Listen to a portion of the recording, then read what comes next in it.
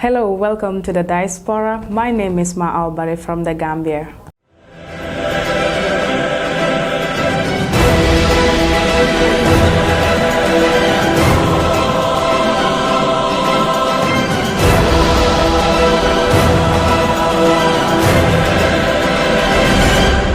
The Diaspora is a show designed to talk about events, politics, lifestyle, and entertainment, and every aspect of human endeavor, both local and international. We'll be bringing you stories of Diaspora Gambians out there, Diaspora of other nations residing in the Gambia, and our stories will be quoted from both local and international medias. This is a special program designed to bring you information and entertainment, so always watch out with me on Afrinity TV.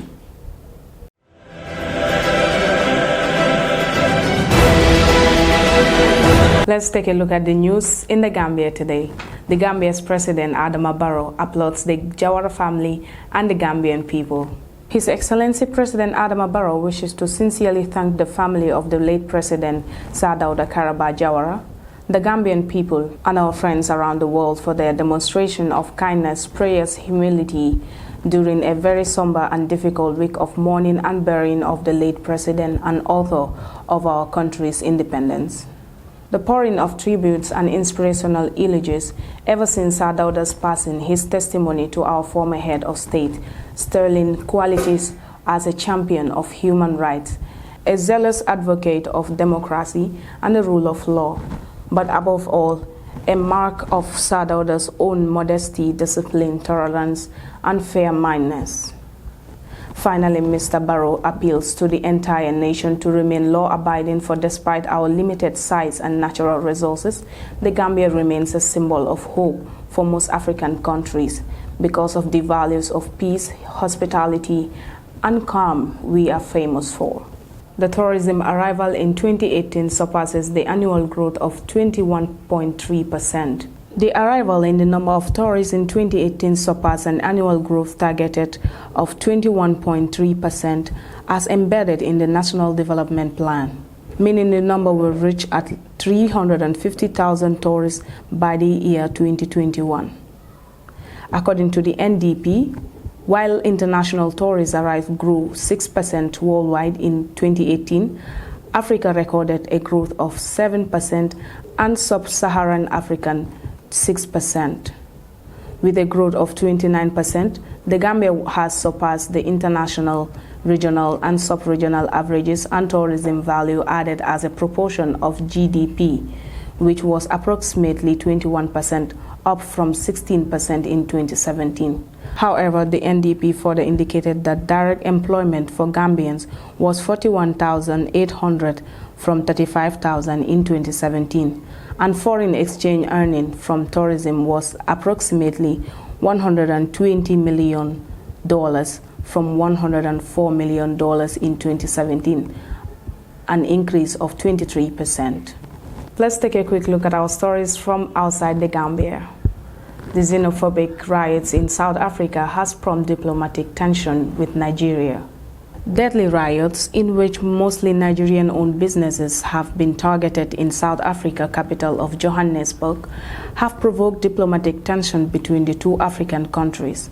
The unrest, driven by renewed xenophobic sentiments towards outsiders in Johannesburg, has already left 5 people dead in South Africa and led to nearly 200 arrests as people apparently angered over unemployment and poor living conditions attacked the shops and other property owned by immigrants from within the continent.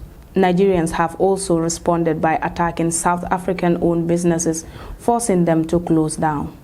This has also resulted in Nigeria's vice president and other governmental delegations to cancel their participation in the World Economic Forum's annual meeting, which was to be held in Cape Town this week. It was also meant to be a showcase for South Africa's President Cyril Ramaphosa and his administration. It now risks becoming an embarrassment. The riots in South Africa are the latest in a recent spate of violence directed at African migrants in the country this year. Sierra Leone's president takes a step to fight corruption in the country.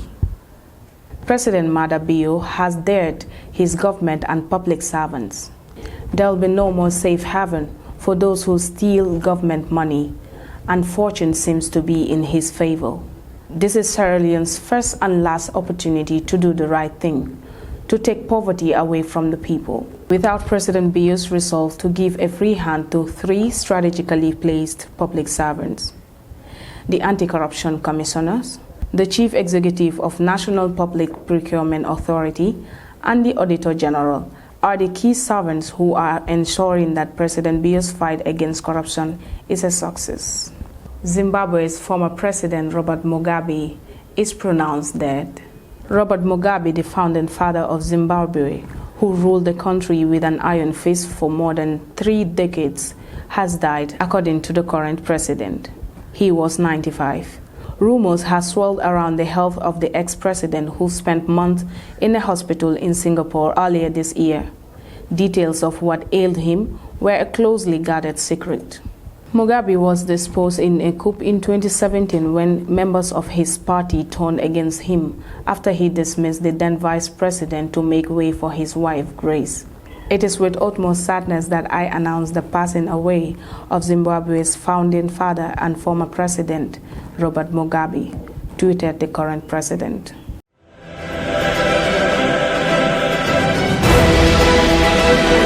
That is all we have for today's edition of the Diaspora. Thank you very much for joining us. If you're watching for the first time, please subscribe to our YouTube channel at Afrinity TV or follow us on our Facebook page at Afrinity Production.